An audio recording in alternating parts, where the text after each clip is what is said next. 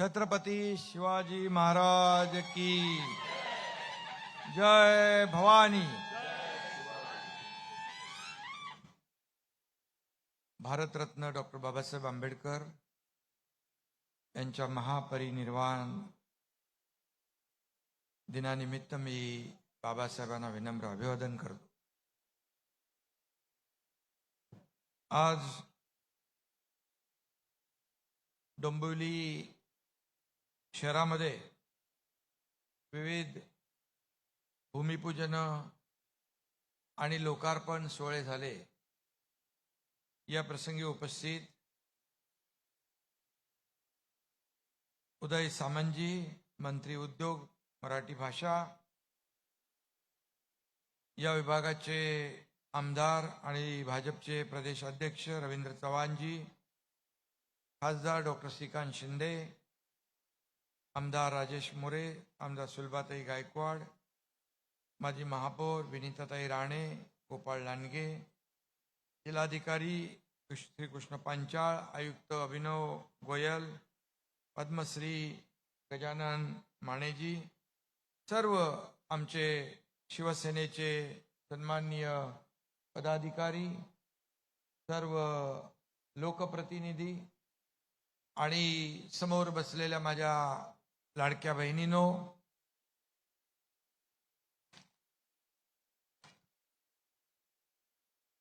लाडके भाऊ पण आहेत।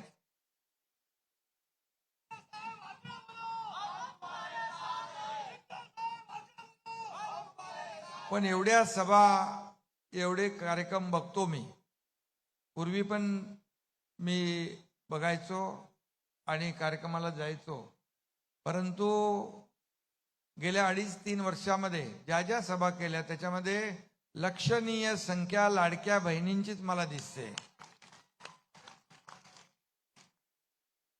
लाडके भाऊ पण पाठीराखे आहेत तसं काय, पण मी सुरुवातीला सांगून ठेवतो की मुख्यमंत्री माझी लाडकी बहीण योजना ही कोणी महायुती पण विसरू शकणार नाही आणि विरोधी पक्षही विसरू शकणार नाही। कारण या लाडक्या बहिणींनी महायुतीचा आणि विधानसभेत जो चमत्कार केलेला आहे तो कोणी विसरू शकणार नाही। आणि हे सांगतो, कोणी माईकाला आला तरी लाडकी बहीण योजना कधी बंद होणार नाही।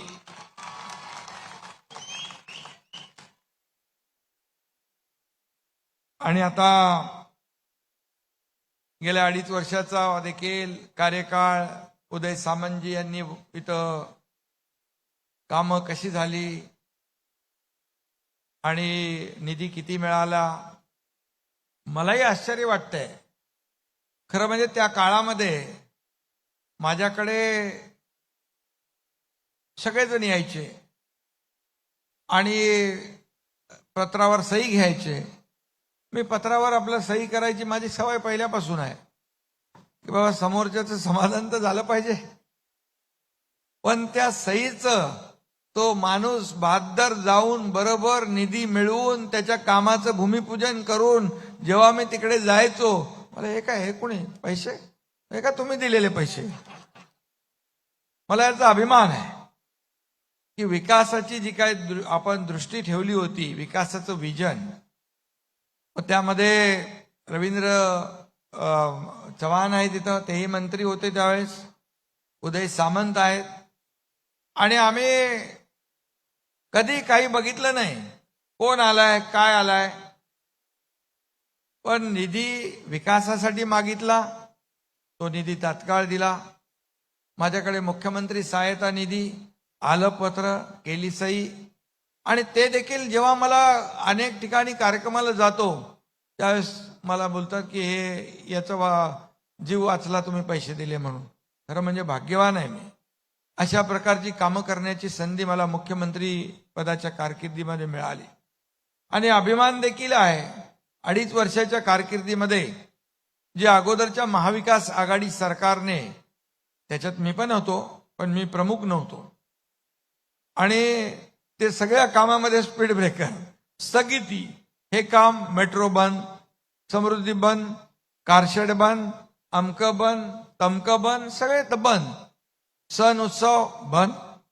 मी मुख्यमंत्री व्हायच्या अगोदर सण उत्सव पण बंद होते ना, मंदिरही बंद होती, सगळं बंद होतं. पण मी मुख्यमंत्री झाल्याबरोबर सगळ्या निर्बंध ओढून टाकले, सगळे स्पीड ब्रेकर हटवून टाकले, सगळे अडथळे दूर करून टाकले, सगळ्या स्थगिती हटवून टाकल्या आणि फटाफट जी काही कामं आम्ही सुरू केली महायुती म्हणून, मी देवेंद्रजी आम्ही सुरुवातीला दोघं होतो, आणि ज्या पद्धतीने जे कामं सुरू झाली, एकीकडे विकास कामं, दुसरीकडे लोकाभिमुख कल्याणकारी योजना.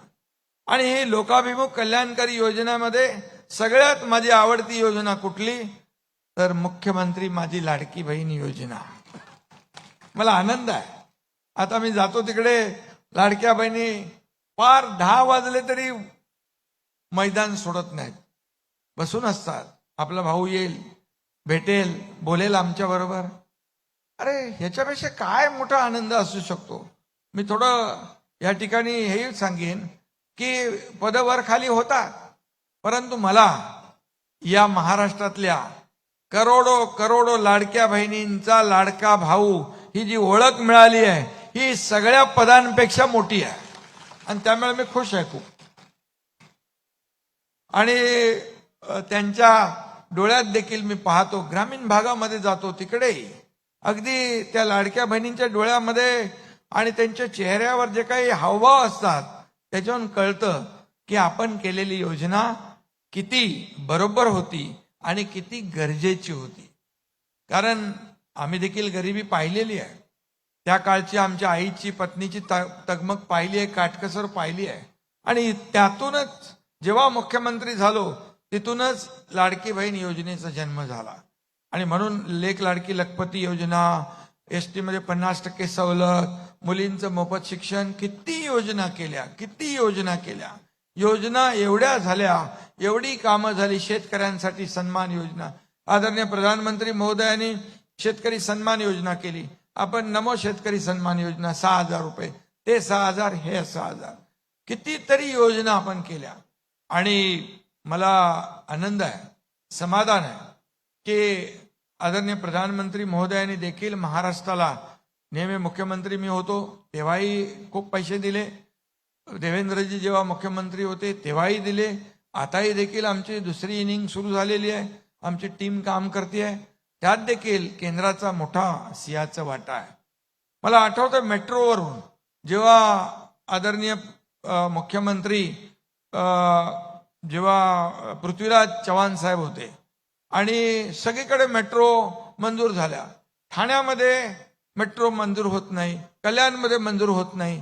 मग आम्ही आंदोलन केलं, म्हणाले काही ते तिची व्हायबिलिटी नाही आहे, फिजिबिलिटी नाही आहे, अमकं नाही, रायडरशिप कमी आहे, तेवढं होणार नाही. म्हणलं अरे बाबा, हे सगळं तुमचं काम आहे, आमचं काय, आम्हाला लोकांना सेवा द्यायची आहे. आणि मग तेव्हा आंदोलनं आम्ही केली, मला वाटतं रवीला पण माहित आहे, आंदोलनं केली. आणि त्यावेळेस पृथ्वीराज बाबांनी त्याला एक मंजुरी देता देता त्यांचाही कार्यकाळ संपला. मग देवेंद्रजी मुख्यमंत्री झाले 2014ला, आणि तेव्हा मग आपण खऱ्या अर्थाने मग या मेट्रोला चालना देणं सुरू झाली. आणि त्यानंतर हे मेट्रोचं काम सुरू झालं. आणि श्रीकांतनी मगाशी सांगितलं की मग नंतर मी मुख्यमंत्री झाल्यानंतर जिथं जिथं आवश्यक होतं त्या मला वाटतं 5-5.5 हजार कोटीची आपण मेट्रो तुमच्या इकडे, पण बाकी ठिकाणी खूप जास्ती आहे. आणि त्यामुळे ते पैशामध्ये गेलो तर आपल्याला म्हणजे तो हिशोब लावता येणार नाही. कारण विकासाला दिलेले पैसे, विकास कामांना दिलेले पैसे, त्याचा हिशोब कधी मी ठेवला नाही. या हाताचं या हाताला दिलेलं मी कळू देत नाही, ही माझी सवय आणि स्वभाव आहे. जे द्यायचं आहे ते खुल्या मनाने द्यायचं आहे, खुल्या हाताने द्यायचं आहे. हा एकनाथ शिंदे देणारा आहे, हा घेणारा नाही आहे, ही देना बँक आहे. आणि त्यामुळे विकासासाठी कधी पैसे कमी पडू दिले नाही. खासदारांनी इकडे सांगितलं की कल्याण लोकसभेमध्ये खूप पैसे या ठिकाणी विकासासाठी आणले. खरं म्हणजे एक विजन असलेला लोकप्रतिनिधी पाहिजे. मगाशी खासदारांनी सांगितलं की काय कचरा आणि कुठला विषय, पण खऱ्या अर्थाने विकासाचं विजन पाहिजे. आणि ते तुमच्या खासदाराकडे आहे. विकासाचं विजन आहे म्हणून ते रिझन कधी देत नाहीत. No reason on the spot decision असं त्यांचं काम असतं. आणि पाठपुरावा उदय सामंत यांनी सांगितलेला आहे, त्याचा अनुभव मलाही आहे पाठपुराव्याचं त्यांच्या. आणि त्यामुळे एखादं काम हातात घेतल्यानंतर ते तडीस गेलं पाहिजे यासाठी श्रीकांत शिंदेचा पाठपुरावा जो आहे हा एक अगदी हातात घेतलेला. मग अंबरनाथचं शिवमंदिर असू द्या, तिथले रस्ते असू द्या, तिथलं नाट्यगृह असू द्या, तिथलं शूटिंग रेंज असू द्या, तिथलं स्विमिंग पूल असू द्या, तिथलं प्रशासकीय इमारत असू द्या, अनेक कामं छोट्याशा अंबरनाथमध्ये. परंतु तिथे गरजेचं होतं, तिथे एक आंतरराष्ट्रीय लेवलला ते शहर नेऊन ठेवलं. तिथं शिवमंदिर फेस्टिवल त्यांनी सुरू केला. कल्याण डोंबिवली तर मोठं शहर आहे, परंतु अशा छोट्या शहरात देखील मोठी कामं करणं एक विजनरी लोकप्रतिनिधी असावा लागतो. आणि आता पाहतोय आपण कल्याण डोंबिवलीमध्ये देखील किती रस्ते केले, किती काय काय केलं, कॉन्क्रीटचे रोड केले. जवळपास कामाला 4-5 हजार कोटी रुपये या ठिकाणी मला वाटतं 2.5-3 वर्षामध्ये नगरविकास मंत्री मी होतो तेव्हा घेतले पैसे तुम्ही लोकांनी. आता आमच्याकडे पैसे तुम्हाला द्यायला नाहीत. आता म्हणजे गंमत आहे. पण जेवढे पैसे विकासाला लागतील तेवढे कधी कमी पडू देणार नाही हा शब्द मी तुम्हाला देतो. शेवटी हा विकासासाठी पैसा येतोय. आणि याच्यामधून आपल्याला आज बघा इथे आपण वॉर मेमोरियल केलं.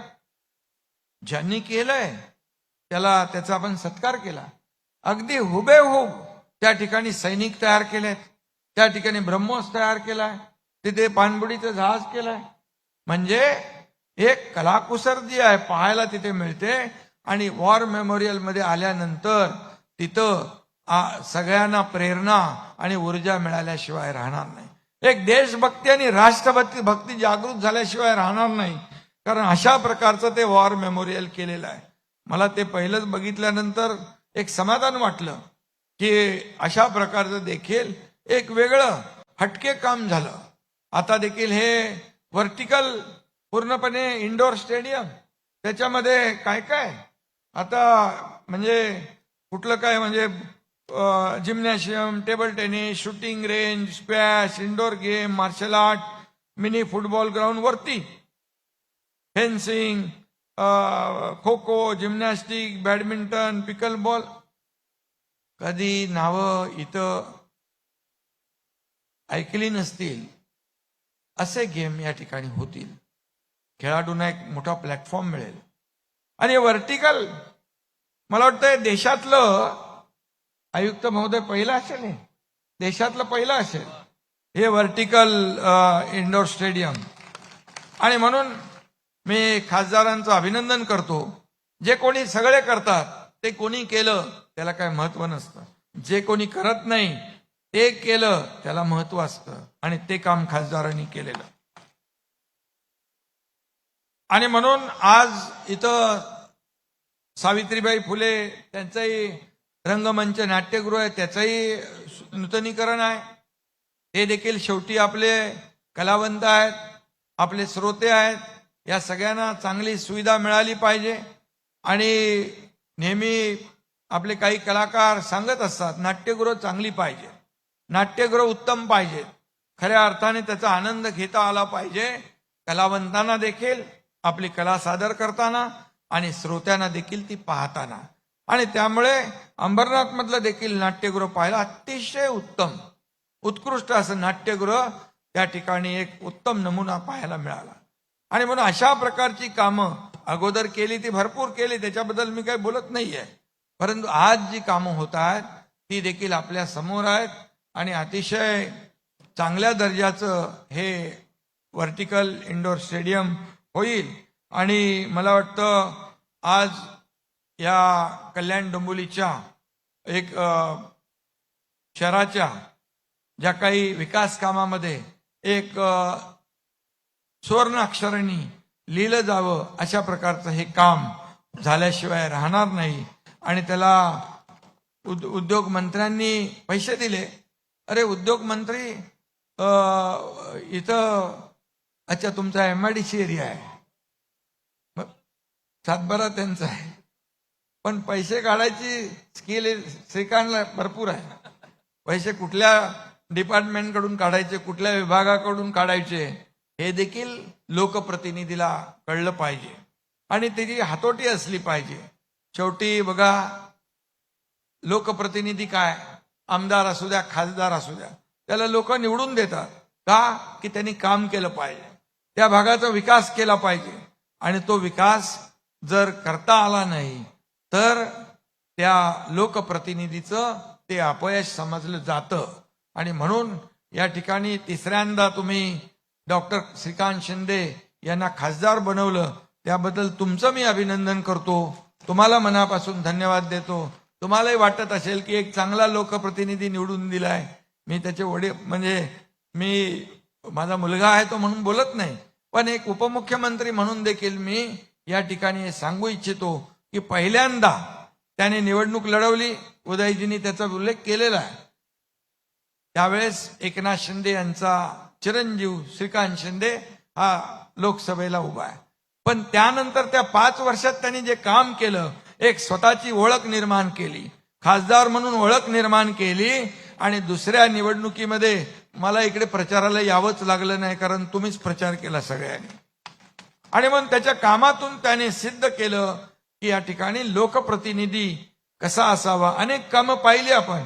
कुठला तो पत्री पूल जेव्हा लॉन्चिंग होत होता, त्यावेळेस देखील मी पाहिलं की रात्रभर जागून त्या ठिकाणी पत्री पुलाचं काम या ठिकाणी त्यांनी करून घेतलं. शेवटी लोकप्रतिनिधी बाबा ठीक आहे, चला होत आहे, चाललंय असं नाहीये, करून जातीने तिथं लक्ष घालून अधिकाऱ्यांच्याकडून करून घेऊन शेवटी अधिकारी देखील मोटिवेट होत असतात. जेव्हा लोकप्रतिनिधी तिथे येतो त्या अधिकारी देखील दुप्पट वेगाने काम करतात.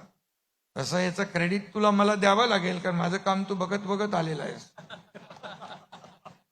कारण संकट तिथे एकनाथ शिंदे, आपत्ती तिथे एकनाथ शिंदे, इर्षाळवाडी असू नाही तर पूर असू नाही तर महापूर असू द्या, नाही तर पहलगामचा राजेश बरोबर आहे ना, पहलगामचा भ्याड हल्ला असो, आणि तिथं आपले अडकलेले लोक जे होते त्यांना आपल्याला इकडे आणायचं होतं.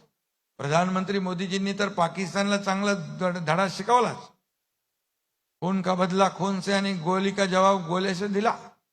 आणि त्यावेळेस देखील मला आठवत आहे की माझ्या अगोदर श्रीकांत शिंदेची टीम पोहोचली होती तिकडे. टीम पोहोचली आणि त्यांना तिथले एसपीने विचारलं, कहां से आए हो? बोले मुंबई से आए. बोले पागल हो, यहां से लोग भाग रहे और तुम आ रहे. तो आपले लोक म्हणाले, हम भागने वाले नहीं भगाने वाले हैं. आणि मी नंतर पोहोचलो, शिंदे साहब के आदमी है. मग तो एसपी बोला शिंदे साहब भी आएंगे. मला ओळखत होता तो.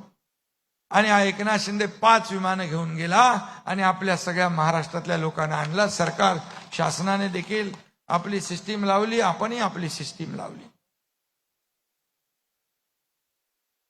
आपल्या डोंबिवलीमधले देखील त्याच्यामध्ये 3 कुटुंब. आणि हे सगळं करत असताना शेवटी लोकप्रतिनिधी म्हणून आपण आपल्या मतदारसंघामध्ये लोकांना काय हवंय ते पाहिलं पाहिजे आणि त्याची पूर्तता केली पाहिजे. खऱ्या अर्थाने लोकप्रतिनिधीचं काम काय?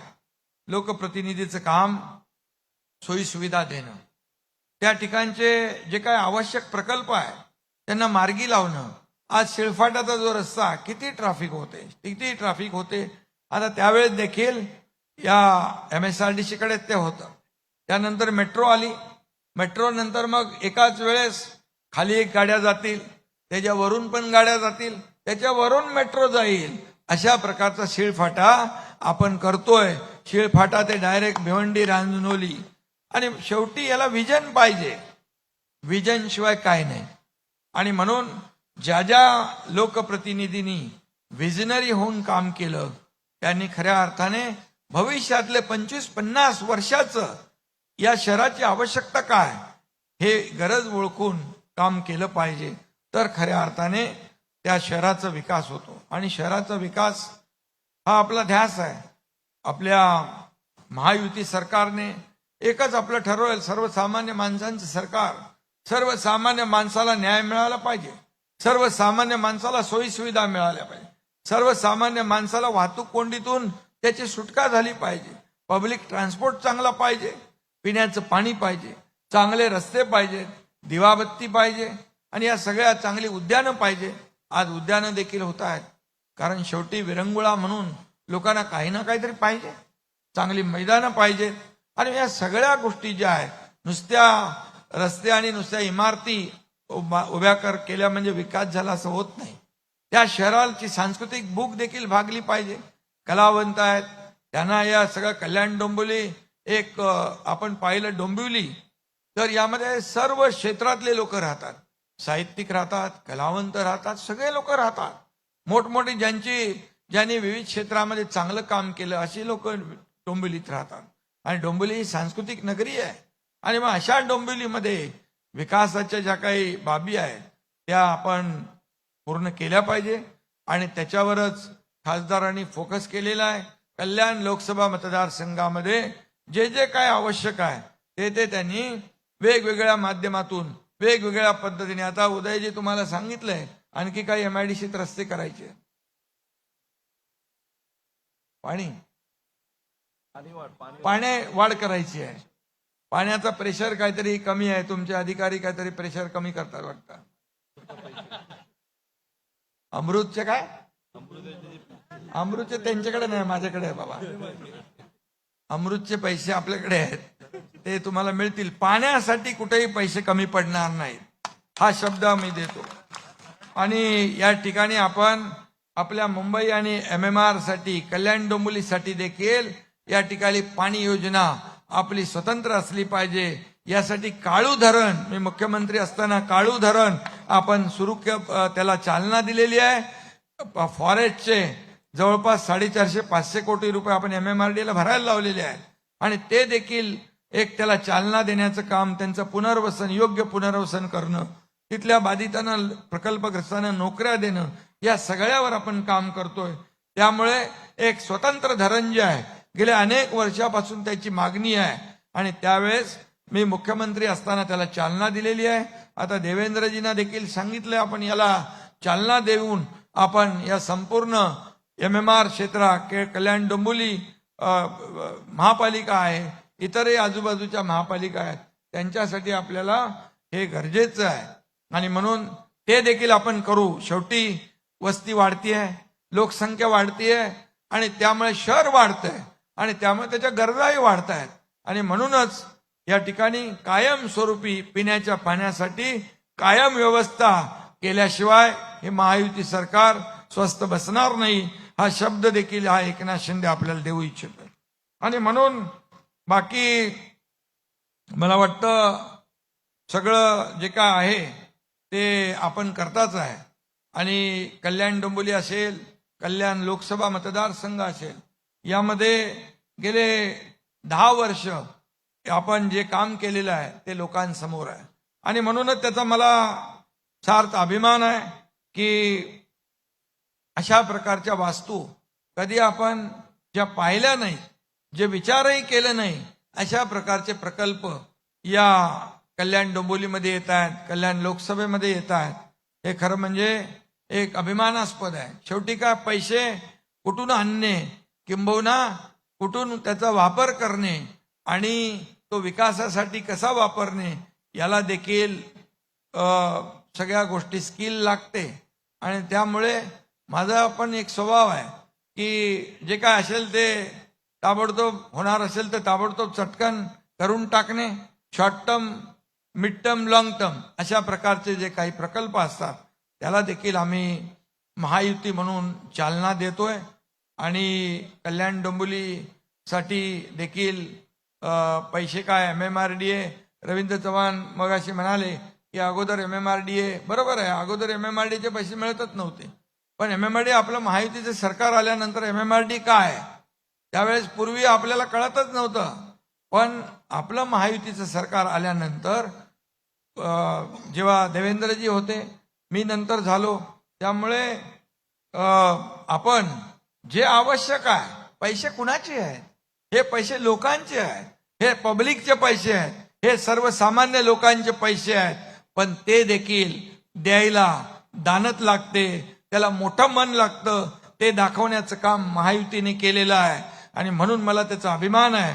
2.5 वर्षामध्ये एवढं काम आपण केलं, एवढं काम केलं की आज त्याची चर्चा संपूर्ण महाराष्ट्रामध्ये होतीये, अनुभवायला मिळते. अनेक प्रकल्प उभे राहत आहेत, त्याचं लोकार्पण आपण करतोय, प्रधानमंत्री महोदयांना बोलवतोय. आणि या सगळ्या गोष्टी ज्या आहेत विकासासाठी, आपल्याला या सगळ्या विकास करत असताना आपण केंद्रबिंदू हा सर्वसामान्य माणूस धरला पाहिजे. हा सर्वसामान्य माणूस हा आपला केंद्रबिंदू आहे. आणि म्हणून मी जेव्हा मुख्यमंत्री होतो तेव्हा काही लोक, मी स्वतःच सांगायचो, सीएम म्हणायचं चीफ मिनिस्टर. मी अनेक वेळा बोललोय, सीएम मला चीफ मिनिस्टर काय, सीएम म्हणजे कॉमन मॅन बोला, काय प्रॉब्लेम आहे तुम्हाला? सीएम म्हणजे कॉमन मॅन का नको? कॉमन मॅन सर्वसामान्य माणूस, त्याची नाळ जी जुळलेली आहे, आपल्या डोक्यामध्ये सत्तेची हवा जाता कामा नये. आपण जे होतो त्याची आठवण विसरता कामा नये.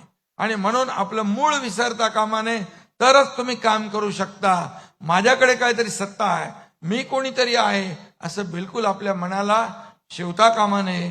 तर आपण खऱ्या अर्थाने आपण जमिनीवरचे कार्यकर्ते आहोत, आपण सर्वसामान्य लोकांमधले कार्यकर्ते आहोत. आणि त्यामुळेच या मला माझ्या कारकिर्दीमध्ये देखील काम करण्याची संधी मिळाली, मोठ्या प्रमाणावर कामं केली. आता देखील आमचं महायुतीचं सरकार वेगवान पद्धतीने आज आपण पुढे जातोय.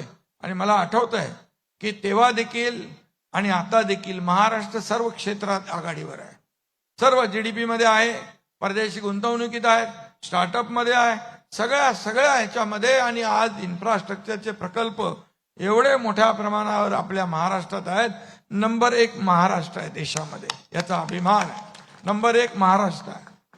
आणि म्हणून मी आज तुम्हाला एवढंच सांगतो की खासदारांनी चांगलं काम केलं. रवींद्र चव्हाण यांनी जिमखान्याच्या बद्दल मगाशी म्हटलेलं आहे. तर उदयजी, हा खासदारांनी तुम्ही दोघांनी दिले ना, मागणी केली आहे.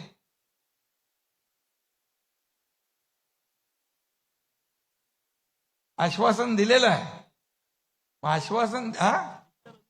आश्वासन दिले ते मला पाळायलाच पाहिजे, कारण दिलेला शब्द पाळणारा एकनाथ शिंदे आहे. एक बार मैंने कमिटमेंट कर दी तो मैं फिर खुद की भी नहीं सुनता, इसलिए देना ही है. उदयजी, ताबडतोब रिलीज करा पैसे आणि ताबडतोब द्या. आणि मी आपल्याला एवढंच सांगेन, जाता जाता कामामध्ये कॉम्पिटिशन असले पाहिजे, कामात स्पर्धा असली पाहिजे. कामामध्ये शासन आपल्या दारी, तुम्ही कलेक्टर, कमिशनर, शासन आपल्या दारी आम्ही नेलं. बाळासाहेब सांगायचे, कार्यकर्ता घरात नाही लोकांच्या दारात शोभून दिसतो. शासनच आम्ही घेऊन गेलो लोकांच्या दारी. अरे काय, लोक लाभार्थी नव्हते का? लाभ नव्हते, योजना नव्हत्या, होत्या, परंतु ती कटकट, चक्रा मारणं, खेटे मारणं हे सगळं लोक कंटाळून सोडून द्यायचे. मग शासन आपल्या दारी आम्ही घेऊन गेलो. मग कलेक्टर आणि तहसीलदार, बीडीओ, सीओ यांच्यामध्ये स्पर्धा लागली. किती लाभार्थी कुणाचे जास्त होत आहेत मला सांगायला अभिमान वाटतो. समोर असे ट्रॅक्टर, पॉवर टिलर, ड्रोन, अनेक सगळे साहित्य, महिला बचत गटाच्या काही जे काही आपण देतो साहित्य, ते सगळं शेतकऱ्यांचं साहित्य, शेतीला लागणारी अवजारं सगळे लाईनच्या रांगेमध्ये आम्ही ठेवायचो आणि वाटप तिथे करायचो. 4 कोटी लोकांनी फायदा घेतला. 4 कोटी लोकांनी, छोट्या मोठ्या नाही, 4 कोटी लोकांनी. एक योजना आपण, मला अनेक मुख्यमंत्री म्हणाले, शासन आपल्या दारी क्या आहे? बोले शासन आपल्या दारी म्हणजे आपण सरकारी योजना लोकांच्या तालुक्यात घेऊन जातो, त्यांना देतोय योजनांचा लाभ. कोणी केलं हे सगळं? आज माझ्या लाडक्या बहिणी इकडे बसलेल्या आहेत, त्यांच्यासाठी देखील मी एक योजना केली होती. हे आपला तब्येतीची काळजी घेत नाहीत, आपल्या कुटुंबाच्या गाड्यामध्ये अडकलेले असतात, आपलं नंतर बघू म्हणून ते टाळतात. तो आजार हळूहळू बळावतो. आम्ही माता सुरक्षित तर कुटुंब सुरक्षित, माता सुरक्षित तर परिवार सुरक्षित ही योजना राबवली. 3 कोटी माझ्या लाडक्या बहिणींना तपास 10-11 हजार महिला त्याच्यामध्ये काही ना काही आजार लागण झाले. पण त्या पहिल्या अर्ली स्टेजला होत्या. अर्ली डिटेक्शन हे महत्वाचं असतं आणि ते आम्ही केलं. त्याच्यामध्ये देखील त्या माझ्या लाडक्या बहिणीने आम्हाला दिलासा देता आला, बऱ्या करता आला. ते पुण्याचं काम आहे. आणि म्हणजे अनेक योजना आम्ही केल्या, अनेक योजना. एका मुलीने आत्महत्या केली, तेही मी सांगतो तुम्हाला. रात्री 12:30च्या टीव्हीवर बातमी बघितली. का आत्महत्या केली? ती इंजिनिअरिंगचं शिक्षण घेत होती. 50% फी सरकार भरत होतं, 50% फी पालक भरत होते. तिला वाटलं पालक माझे भरू शकत नाहीत, वडील आत्महत्या वडीलच करतील, म्हणून तिने स्वतः आत्महत्या करून घेतली. त्याच रात्री आम्ही निर्णय घेतला. मी मुख्यमंत्री होतो. आमच्या राज्यात, आपल्या राज्यामध्ये जर एक मुलगी आत्महत्या करत असेल शिक्षणासाठी, तर सत्ता आणि राज्याचा उपयोग काय? त्याच दिवशी निर्णय घेतला, ज्यांना उच्च शिक्षण घ्यायचंय त्या मुलींना 100% फी मध्ये सवलत देण्याचा निर्णय घेतला. असे मोठे निर्णय घेतले. आणि म्हणून कल्याण डोंबिवली तर चांगला लोकप्रतिनिधी भेटलेला आहे, खासदार आणि डॉक्टर आहे त्याला.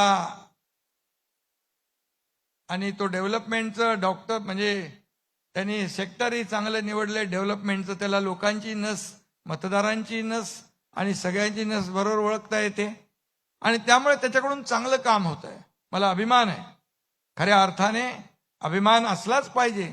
जो सिखांच्या जागेवर दुसरा कोणी असता तरी मी त्याचं वाहवा जाहीरपणे केली असती. मला बिलकुल, मी असा कोते मनाचा नाहीये. मी जे मोकळ्यापणाने सगळं बोलतो, मोकळ्यापणाने ज्याचं जाहीर दिलखुलास जो चांगलं काम करतो त्याचं चांगलं बोललं पाहिजे. आणि म्हणून खासदारांनी जे काम केलेलं आहे ते काम दिसतंय आणि लोकांसाठी जे केलंय, त्यामुळे मी सांगतो की ह्या पुढे देखील अनेक तुम्हाला, आम्हाला आता उदय सामंत सांगत होते ते कुठलं ते त्यांना ते उल्हासनगरच्या जीन फॅक्टरीचं काय सांगितलं काम, मला सांगितलं त्यांनी. बोले तिथून पण प्रदूषण कमी होईल, रोजगार मिळेल. शेवटी याला व्हिजनच पाहिजे. आणि म्हणून व्हिजन असलेला लोकप्रतिनिधी खासदार हा जेव्हा एखाद्या मतदारसंघाला लाभतो, त्या मतदारसंघाचा कायापालट झाल्याशिवाय राहणार नाही. आणि आम्ही आता क्लस्टरची योजना देखील या ठिकाणी ठाण्यात संपूर्ण MMR मध्ये आणल्या. धोकादायक इमारतीचा पुनर्विकास झाला पाहिजे. लोकांच्या डोक्यावरची टांगती तलवार दूर झाली पाहिजे. दर पावसाळ्यामध्ये लोक जीव मुठीत घेऊन राहतात, अनेक इमारती पडतात, लोक मरतात, आपण पाहत राहतो. आणि म्हणून मी आपल्याला सांगतो, ठाण्यामध्ये हा प्रयोग सुरू झाला आहे. 25-25, 30-30 मजल्याच्या इमारती सुरू झालेल्या आहेत क्लस्टर मधल्या. आणि मुंबईमध्ये घाटकोपरला रमाबाई आंबेडकर नगरमध्ये 17,000 घरांचं क्लस्टर आपण करतोय, 17,000 घरांचं. आणि त्यांनी देखील असा विश्वास सोडून दिला होता, आम्हाला कोण भाडं देईल, कधी काय होईल काही माहित नाही. पण या एकनाथ शिंदेने 160 कोटी रुपये भाडं चेकद्वारे त्यांना नेऊन दिलं. त्यांच्या डोळ्यामध्ये मी अश्रू पाहिले. आणि म्हणून इथं देखील कल्याण डोंबिवलीमध्ये तुमच्याकडे पण उल्हासनगरमध्ये क्लस्टरची आवश्यकता. धोकादायक इमारती आहे, तुमचं URP झालेलं आहे आणि पायलट प्रोजेक्ट देखील होईल.